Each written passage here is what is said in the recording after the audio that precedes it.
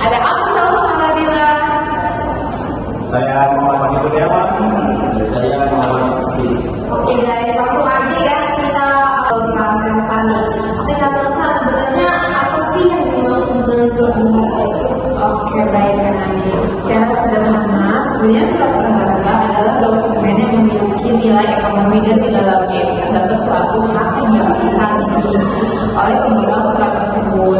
Hak itu melekat pada suratnya sehingga orang yang memegang surat berharga memiliki hak untuk menuntut pembayaran atau pelaksanaan prestasi tertentu. Jadi seperti itu, Kak. Oke, sekarang untuk ke Kak Faki ya.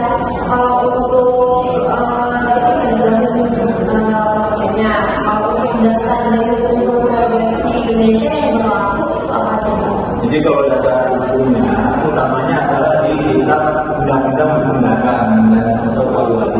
Misalnya di dasar itu diatur dalam pasal 100 sampai pasal 173 KUHP.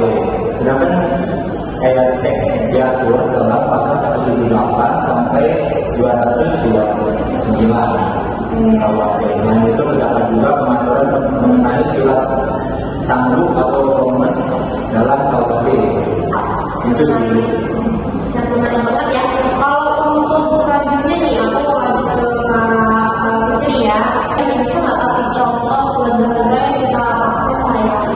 Fungsi pertama adalah sebagai alat pembayaran, contohnya cek, bisa yang digunakan untuk melakukan pembayaran tanpa uang tunai. Nah, fungsi kedua itu adalah sebagai alat kreatif, misalnya seperti wesel atau promes. Pembayaran dilakukan pada waktu yang telah ditentukan di kemudian hari. Kemudian surat berharga dapat menjadi sarana pemberian kredit dan berjalan bisnis. Kemudian fungsi ketiga nih Kak adalah sebagai alat pemindahan hak tagih. Surat berharga tertentu dapat dialihkan kepada pihak lain sehingga hak yang terdapat di dalamnya juga berpindah kepada pemegang yang baru. Oke, lanjut nih ya. Kalau ngomong soal praktik nih, biasanya dalam keseharian itu ada nggak sih masalah hukum yang sering muncul terkait dengan tentu ada Kak. Salah satu yang paling sering dikenal adalah kosong. Yaitu ketika dana yang tersedia di rekening tidak mencukupi untuk memenuhi pembayaran tersebut.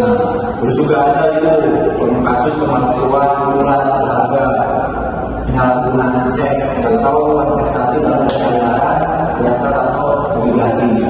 Oke, berarti di situ kita udah masuk perhitungan yang cukup dong terkait dengan pihak yang pakai surat berharga tapi tidak bisa mendapatkan hewan, ya kan? Nah, oke guys, kita rasa udah sedikit tergambar ya terkait dengan pengertian fungsi dan juga dasar hukum surat berharga. Sebelum itu, mari kita sebutkan bareng-bareng ya barang-barang ini. Jadi kesimpulannya Pak Fikri mungkin bisa jelaskan terkait kesimpulannya. Baiklah, surat berharga merupakan dokumen yang memiliki nilai ekonomi dan merupakan hak yang dapat ditagih oleh pemegangnya. Nah, surat berharga berfungsi sebagai alat pembayaran, alat kredit dan alat pemindahan hak dalam kegiatan perdagangan. Nah, dalam dasar hukumnya, terutama dalam KUHP, khususnya pengaturan mengenai wesel, cek dan promes, serta Undang-Undang Nomor 8 Tahun 1995 tentang pasar modal untuk saham dan obligasi. Oke, jadi garis besarnya surat berharga itu semuanya sangat penting dalam dunia bisnis gitu ya guys ya. Selain jadi transaksinya lebih gampang, tapi dia juga itu pasti ada kepastian hukum buat semua pihak supaya lebih aman. Oke, mungkin itu aja guys ya tentang surat berharga tentang kali ini.